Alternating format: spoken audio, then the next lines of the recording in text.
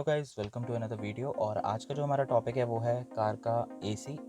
जो manual AC होता है उसको कैसे कंट्रोल करें आप, उसमें कौन से जो की दी जाती है आपको, उसका कौन सी की का क्या मतलब होता है। सो ये सब बातें आज हम करने वाले हैं।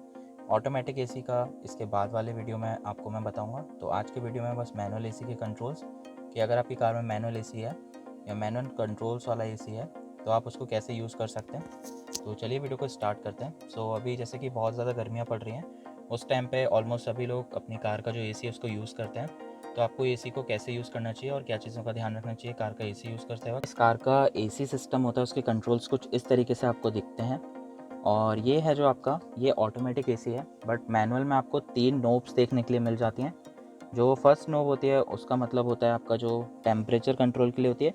और तो टोटल आपको जो मैनुअल एसी होता है उसमें 3 नोब्स देखने के लिए मिल जाती हैं, या 4, किसी किसी कार में आपको 4 नोब्स देखने के लिए मिल जाती हैं। तो पहली जो नोब होती है वो आपको यहाँ पर मिलती है, जिसमें आपको ये ब्लू और रेड कलर की मार्किंग रहती है। ये आपकी कूलिंग और हीटर को सेलेक्ट करने के लिए रहती है ये नोब। सेकंड जो नोब होती है वो आपकी होती है ब्लोअर स्पीड के लिए, जो आपका फ़ैन चलता है उसके लिए। और जो थर्ड नोब होती है वो होती है एयर डायरेक्शन के लिए, कि आपको एयर डायरेक्शन किधर से चाहिए। ये कुछ 3 नोब्स आपको दी जाती हैं। चौथी जो नोब होती है वो कुछ कार में आपको नोब मिलती है, कुछ कार में आपको बटन मिलता है, और कुछ कार्स में आपको एक लेवर दिया जाता है जिसकी हेल्प से आप उसको स्विच कर सकते हैं। तो वो चौथी नोब होती है इसकी, ये एयर रिसर्कुलेशन मोड होता है और ये बहुत इंपॉर्टेंट रोल निभाता है कार के एसी के अंदर। तो अगर आपने इसके बारे में जानना है तो मैं आई बटन में आपको लिंक दे दूंगा उस वीडियो का, उस पर मैंने अच्छे से इस मोड के बारे में समझाया हुआ है। तो ये कुछ चीज़ें आपको मिलती हैं आपके मैनुअल एसी वाली कार में।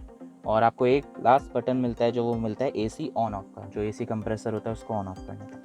सो अभी बात कर लेते हैं ये जो कीज़ मिलती हैं इसमें कौन सी की से क्या कंट्रोल होता है। तो जो ये वाली की होती है ये बेसिकली आपकी कंट्रोल करती है, जो टेम्परेचर कंट्रोल वाली आपको यहाँ पे ब्लू और रेड कलर की दी जाती है, उससे आप कंट्रोल कर सकते हैं कार के हीटर कोर, जो हीटर का कोर होता है उसको, और कार की कूलिंग कॉइल को। तो कार में हीटर और एसी दोनों ही चीज़ें होती हैं।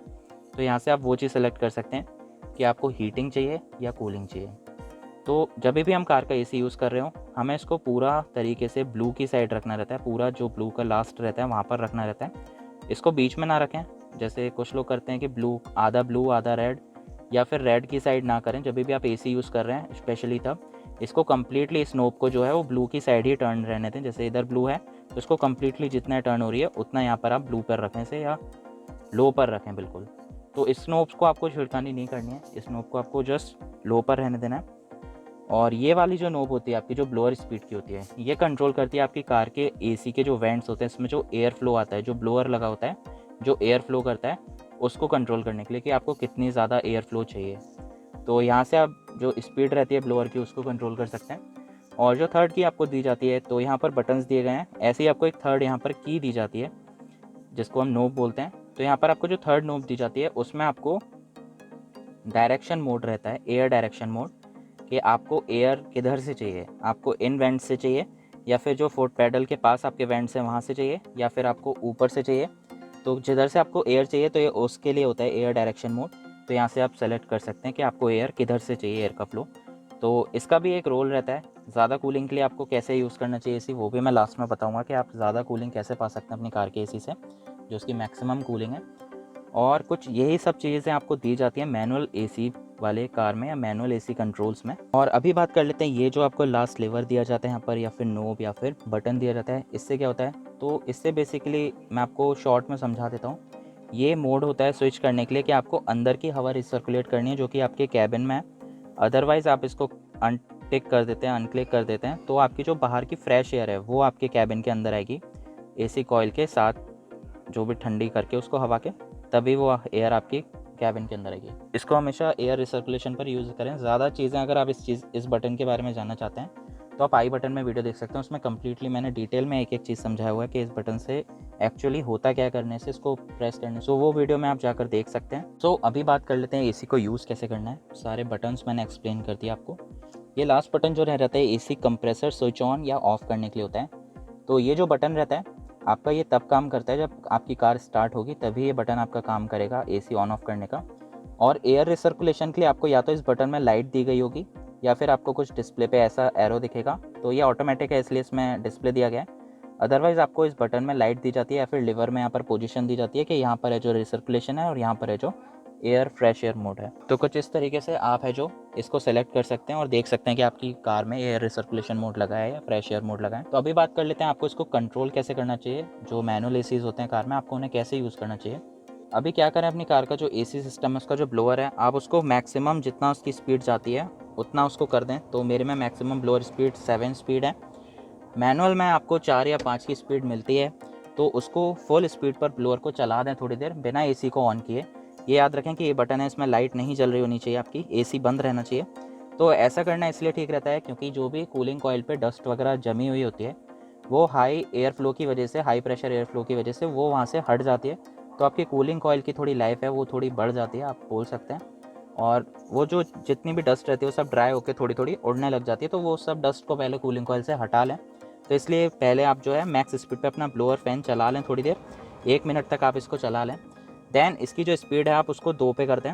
और अपनी कार में ये चीज़ चेक करें कि आपका एयर रिसर्कुलेशन मोड ऑन होना चाहिए, इसमें लाइट जल रही होनी चाहिए। और दूसरा आपको ये चेक करना है कि जो आपका कूलिंग वाला नोब है वो प्रॉपरली कम्प्लीटली कूलिंग की साइड होना चाहिए। ये दोनों चीज़ें चेक कर लेने के बाद आपको डायरेक्शन मोड सेलेक्ट करना है। और ये सब चीज़ें आपको हर बार सेलेक्ट नहीं करनी है, ये चीज़ें बस आपको एक बार सेलेक्ट करनी है। दैन आपको जस्ट ब्लोअर और एसी कंप्रेसर स्विच से काम लेना है। तो ये सब मैं आपको कम्प्लीटली डिटेल में समझा रहा हूँ कि आपको ये चीज़ें जो रहती हैं सेट कर लेनी चाहिए। और ये आपका रहता है एयर फ्लो का। तो इसको आपको रखना है फेस की साइड पे। तो कुछ इस तरीके का एरो होगा आपकी नोब पर, तो आप उसको उस नोब को जो है इस पोजीशन में रखना है। तो अभी आपके जो हैं ये वेंट्स काम करेंगे। और ये वाला जो मोड होता है इस पर सबसे ज़्यादा अच्छी कार कूल होती है, सबसे जल्दी कूल हो जाती है इस पर। तो इस मोड पर रख लेने के बाद अब आपको क्या करना है, ब्लोअर स्पीड को 3 कर देना है, या 2 पे आप रखना चाहते तो 2 पे चलाइए। और एसी कंप्रेसर को किक ऑन कर देना है, मतलब यहाँ से आप एसी कंप्रेसर का स्विच प्रेस कर देना है। जैसे आप स्विच प्रेस करते हैं, एसी कंप्रेसर है जो आपका वो स्टार्ट हो जाता है, आपकी कार कूल होना शुरू हो जाती है। अब आपको अपना जो ब्लोअर है, जो कार का एसी है, उसको 3rd पे या 4th पे आप इसको चलाकर छोड़ दें थोड़ी देर, एटलीस्ट 5 या 10 मिनट के लिए आप इसे छोड़ दें। जब आपका कार का कैबिन है जो वो ठंडा होने लग जाए, जब आपकी कार का कैबिन है जो इतना हो जाए कि आप कंफर्टेबली ड्राइव कर पा रहे हो, तब जो इसकी ब्लोअर स्पीड है उसको आप वापस 1 या 2 पे कर दें। ठीक है। अब आपको अगर टेम्परेचर ज़्यादा ठंडा हो गया आपकी कार में और आप उसको कम करना चाहते हैं तो ब्लोअर स्पीड से ही कंट्रोल करें। यहाँ से आप 3 कर लें या 4 कर लें अगर ज़्यादा गर्म हो रही है कार तो। और अगर आपको ठंडा कम चाहिए तो यहाँ को जो ब्लोअर स्पीड आपको दी गई है इसको 1 पर रखें।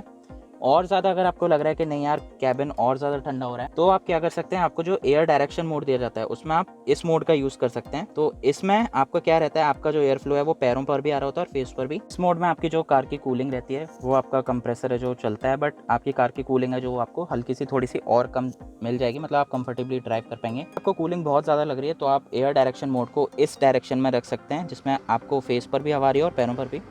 तो थोड़ी आपको हल्की सी है जो कूलिंग नॉर्मल सी लगेगी, कंफर्टेबली आप ड्राइव कर पाएंगे कार को। इस नोब से कूलिंग को एडजस्ट ना करें, इस नोब से इसलिए कूलिंग को एडजस्ट ना करें क्योंकि ये जो आपको नोब दी जाती है बेसिकली आपका हीटर कोर और कूलिंग कॉइल को स्विच करने के लिए होती है।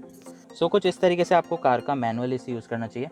और अगर आपको कूलिंग ज़्यादा चाहिए तो आप ब्लोअर स्पीड बढ़ा दीजिए, और ज़्यादा चाहिए तो जो एयर डायरेक्शन मोड है उसको पैरों पर से हटा दीजिए और सिर्फ फेस पर रखिए। दैन ब्लोअर स्पीड बढ़ा दीजिए तो आपका कार का जो कैबिन है वो बहुत ही जल्दी ठंडा हो जाता है। बहुत से लोगों की ये प्रॉब्लम रहती है कि वो सोचते हैं कि पीछे वाली सीट्स पर अगर आपको एसी वेंट्स नहीं दिए गए हैं, तो जैसा कि मेरी कार में भी रियर एसी वेंट्स नहीं आते हैं, तो पीछे वाली सीट्स को कैसे कूल डाउन करें जल्दी। तो आप एक काम क्या करें, आपका जो 4 एसी वेंट्स आपको फ्रंट में दिए जाते हैं उनमें से 2 को आपको रखना है पीछे वाले पैसेंजर्स के लिए। पीछे वाले पैसेंजर्स के लिए कैसे रख सकते हैं, या तो इनकी पोजीशन बीच में कर दीजिए आप, तो जो रियर पैसेंजर के लिए है वो यहाँ से थोड़ा बहुत एयर फ्लो जाता रहेगा। साइड में बैठे हैं तो यहाँ पर कर दीजिए। अदरवाइज़ अगर पीछे फिर भी एयर नहीं पहुँच पा रही है तो आप इन्हें ऊपर की साइड कर दीजिए कुछ इस तरीके से। सो जैसे ही आप इन्हें ऊपर की साइड कर देते हैं और थोड़ा ब्लोअर स्पीड को अपना बढ़ा लेते हैं, 3 पे रख लेते हैं, तो क्या होगा, जितना भी एयर फ्लो रहेगा वो डायरेक्टली यहाँ से आपकी रूफ़ पे जाएगा और रूफ़ के साथ साथ पीछे जाएगा। तो कुछ इस तरीके से आपका जो रियर कैबिन है, जो पीछे का जो कंपार्टमेंट है, वो भी काफ़ी जल्दी कूल डाउन हो जाएगा और रियर पैसेंजर्स भी कंफर्टेबली कार के अंदर बैठ पाएंगे। तो इस तरीके से आप, अगर आपकी कार में रियर एसी वेंट्स नहीं है तो आप इस तरीके से अपनी जो कार का रियर कैबिन है उसको ठंडा कर सकते हैं। तो वैसे इसी तरीके से आप अपनी कार का जो मैनुअल एसी है उसको यूज़ कर सकते हैं। तो अभी हम जानेंगे नेक्स्ट वीडियो में कि ऑटोमेटिक एसी को कैसे कंट्रोल करना चाहिए, उसमें क्या चीज़ों का ध्यान रखना चाहिए। सो आज की वीडियो में बस इतना ही था। अगर वीडियो अच्छा लगा हो तो लाइक कर दीजिएगा, शेयर कर दीजिएगा। कोई सवाल हो तो कमेंट सेक्शन में पूछ सकते हैं। नेक्स्ट वीडियो में मैं आपको ऑटोमेटिक एसी के बारे में कम्प्लीटली समझाऊंगा कि उसको आपको कैसे यूज़ करना चाहिए, और फ्यूल इकोनॉमी जो रहती है आप उसे कैसे ड्रॉप होने से बचा सकते हैं कार का एसी यूज़ करते हुए भी। सो गाइज, मिलते हैं नेक्स्ट वीडियो में, जब तक के लिए bye bye and take care.